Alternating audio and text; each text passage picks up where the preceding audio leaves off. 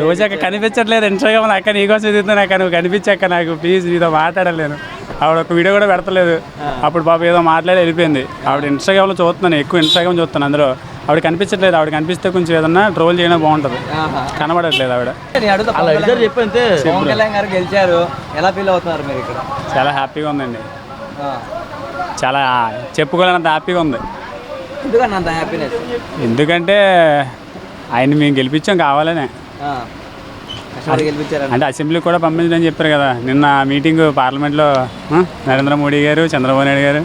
పంపించాం కదా మరి భీమవరం ఇప్పుడు గతంలో వైసీపీ పార్టీలో కూడా వాళ్ళు అన్నారు అదన్నా భీమవరం గాజువాక చేసిన తప్పు పిఠాపురం చేయదు పిఠాపురం ఒక్కసారి నమ్మితే ఎలాంటి ఉన్నా సరే ఎక్కడ కావాలో కూర్చోబెడతారు 70,000 మెజార్టీ వచ్చింది మళ్ళీ భీమవరం కానీ గాజువాక కానీ వదులుకొని వాళ్ళు ఫీల్ అవుతున్నారు కదా ఇప్పుడు బాధపడుతున్నారు అంతే కదా మరి ఆ ఛాన్స్ మాకు అప్పుడు స్టార్టింగ్ వచ్చేసరి అతనే గెలిపించుకునే వాళ్ళం స్టార్టింగ్ ఇప్పుడు దేవుడి దయ వల్ల మాకు అవకాశం వచ్చింది గెలిపించుకున్నాం ఇంకా గర్వంగా చెప్పుకుంటున్నాం మా ఎమ్మెల్యే ఎవరంటే పిఠాపురం ఎమ్మెల్యే పవన్ కళ్యాణ్ గారు ఎన్నడూ లేని విధంగా పవన్ కళ్యాణ్ గారు చరిత్ర సృష్టించారంట అంతే కదా మరి సృష్టించారు ఆయనకి ఎంత 15 ఎన్నాళ్ళు బట్టి కష్టం అది అందరూ ఎన్ని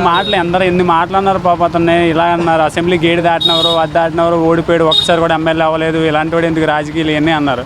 సో మొత్తం అన్ని అలాంటి నిన్న నరేంద్ర మోడీ గారు చెప్పారు కదా పవన్ ఇస్ తుఫాన్ అని అది నిజం చేసి చూపించారు తుఫాన్ అంతే మరి అది నిజమే కదా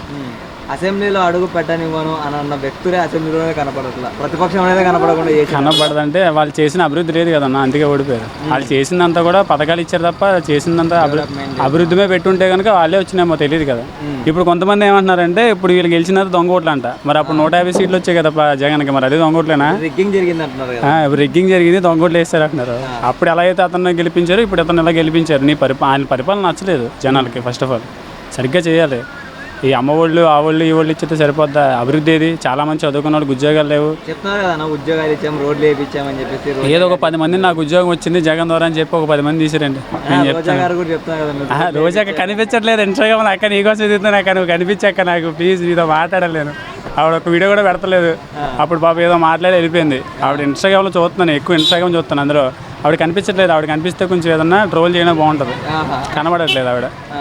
కనిపించట్లేదు ఇంకా తుఫాన్ దెబ్బ పోయినట్టు ఎవరు కనిపించట్లేదు రావట్లేదు మరి వాళ్ళు అందరూ మరి ఎందుకో తెలియదు చూద్దాం ఈసారి అతను ఇంకా పిఠాపురం ఇంకా అతని సొంత గట్లా మారిపోద్ది ఇప్పుడు ఎవరికి జగన్మోహన్ రెడ్డి గారికి పులివెందులు ఎలాగా కుప్పం ఏమో చంద్రబాబు నాయుడికి మంగళగిరి ఏమో మన హిందూపురం బాలయ్య గారికి అలాగే మన పిఠాపురం పవన్ కళ్యాణ్ అడ్డ అయిపోద్ది ఇంకా అంతే అంటే మేము ఎవరు పవన్ కళ్యాణ్ ఫ్యాన్స్ కాదు అతను వ్యక్తిగతంగా ఇష్టం మేమైతే ప్రభాస్ ఫ్యాన్స్ కానీ ఆయనకి మేము సపోర్ట్ చేసి ఎంకరేజ్ చేసి ఆయన గెలవాలని కోరుకున్నాం మేము అందరం సపోర్ట్ చేసి వైఎస్ఆర్సీపీ పార్టీ వాళ్ళు కూడా వీళ్ళకి గొడవలు పెట్టాలని ఎన్నోసార్లు చూశారు దాని గురించి ఎవరు అలా చేస్తారబ్బా రాజకీయాలకు వాళ్ళకి గొడవలు పెట్టాలని చూశారు ఆ గొడవలు పెట్టాలని చూశారు వాళ్ళందరినీ పాపం పవన్ కళ్యాణ్ మహేష్ బాబుకి పవన్ కళ్యాణ్ పవన్ కళ్యాణ్ గారు ఆయన ప్రచారం చేసుకుంటూ వచ్చేటప్పుడు భీమవరం ఆగి చెప్పారు కదా ప్రభాస్ గారు అని ప్రభాస్ గారు పెద్ద హీరో అతను ట్యాక్స్ పే చేస్తున్నారు ఇవన్నీ మా కోసం అదే అతను అంత పెద్ద స్థాయిలో ఉన్న అతను కూడా అంతగా రెస్పెక్ట్ ఇచ్చారంటే మేము దానికే పడ్డాం అతనికి నిజంగా దానికే మేము బాగా ఇంకా ఎడిట్ అయిపోయి అనమాట ఎంత నిజాయితీ పనులు కూడా ఉంటారని చెప్పేసి అందుకే అలా చేయడం జరిగింది ఇప్పుడు పిఠాపురం మొత్తాన్ని గెలిపించుకున్నాం మేము సాధించాం ఎవరో చేయలేని పని మేము సాధించి చూపించాం అంతే